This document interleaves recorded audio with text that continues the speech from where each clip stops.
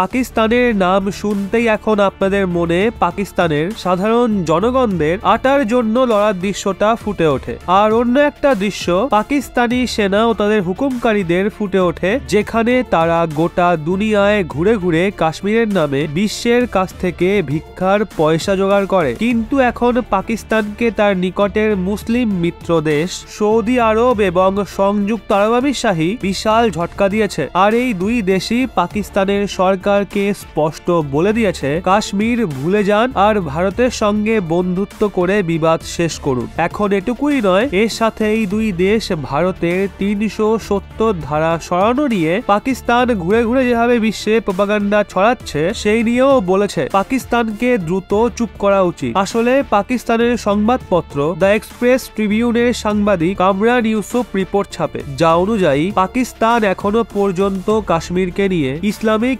দেশগুলোর সংগঠন ওআইসিতে সবসময়ই আওয়াজ তুলতে থাকে। সৌদি আরব ওআইসির সবচেয়ে বড় প্রভাবশালী দেশ আর সেটা সে লিড করে। ওআইসি সৌদি আরবের ইশারায় চলে। এখন সৌদি আরব স্পষ্ট বলে দিয়েছে ওআইসি কাশ্মীর মামলায় পাকিস্তান মোটামুটি বিশ্বের সমস্ত মঞ্চে কাশ্মীরের বিষয়টা তুলে ধরেছে। এখন এই দুই দেশ পাকিস্তানকে এমনটা কেন বলছে চলুন সেটা জেনে নিই। আসলে একদিকে ইউএই পাকিস্তানের অসংখ্য আপত্তিকে এড়িয়ে গিয়ে কাশ্মীরে বিপুল পরিমাণে বিনিয়োগ করতে চলেছে, আর সৌদি আরবের এখন ভারতের সঙ্গে সবচেয়ে ভালো সম্পর্ক রয়েছে। এই কারণেই সৌদি আরব এবং ইউএই এটা বলেছে পাকিস্তান ভারতের সঙ্গে শান্তি স্থাপন করুক। বিগত কিছু বছরের যদি কথা বলি তো ইউএই এবং সৌদি আরবের ভারতের সঙ্গে সম্পর্ক মজবুত হয়েছে। বিশেষ করে নরেন্দ্র মোদী ক্ষমতায় আসার পর না শুধু সৌদি আরব বরং ইউএই এরও ভারত প্রীতি ক্রমশ বৃদ্ধি পেয়েছে। পাকিস্তান শুধু এটাই বলে এসছে ধারা ৩৭০ সরে যাওয়ার পর থেকে কাশ্মীরের পরিস্থিতি খুবই খারাপ হয়ে গেছে, কিন্তু